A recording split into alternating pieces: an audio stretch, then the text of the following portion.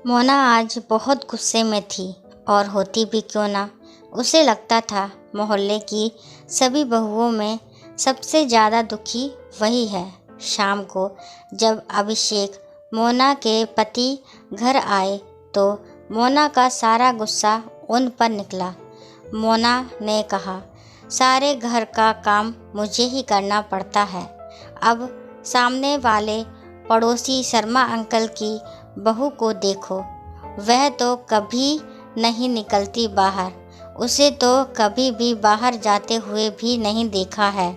और एक मैं जो दिन भर घर के कामों से स्कूटी लेकर बाज़ारों में घूमती रहती हूँ और आकर फिर घर का काम करो, खाना बनाओ और तो और बच्चों की सारी जिम्मेदारी भी मेरे ऊपर है। आपसे तो इतना भी नहीं होता कि बच्चों की स्कूल की डायरी भी चेक कर लें, वह भी मुझे ही करनी है।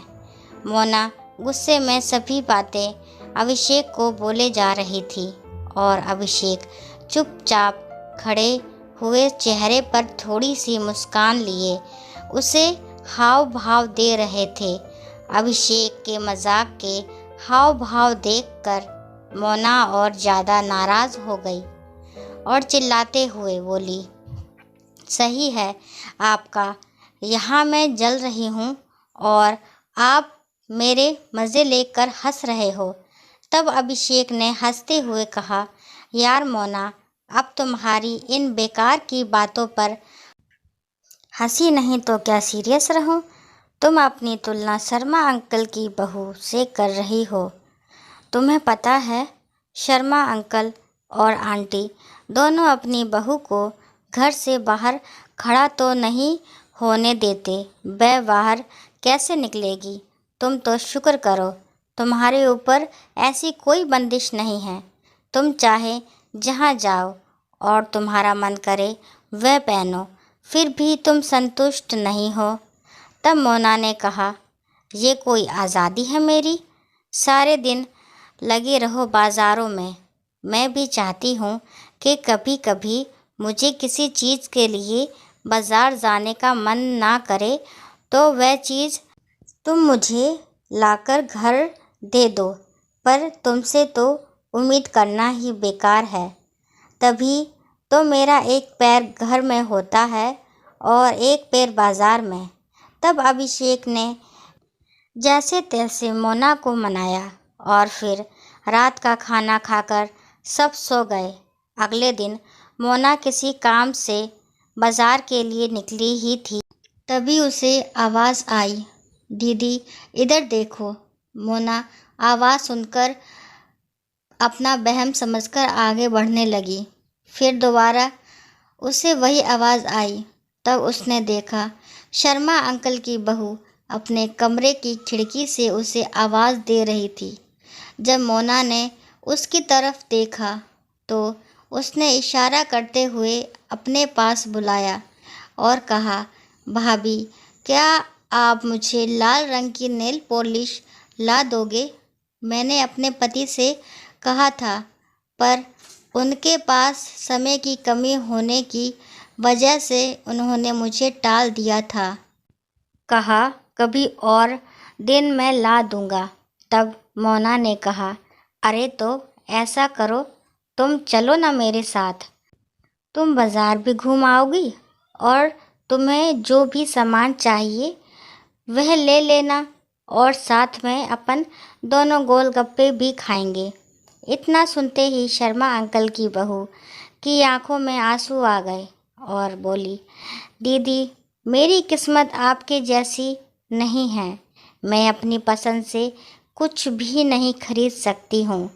जो भी कुछ घर वाले अपनी पसंद से लाकर देते हैं वही पहन लेती हूँ। मैं बहू हूँ ना, तो ये लोग मुझे कहते हैं, बहू तुम चार दीवारी में ही रहो, तभी हमारे घर की शोभा है। आज के ज़माने में भी मेरी सास मुझे घर से बाहर जाने नहीं देती हैं और ना ही पड़ोस में किसी से बात करने देती हैं।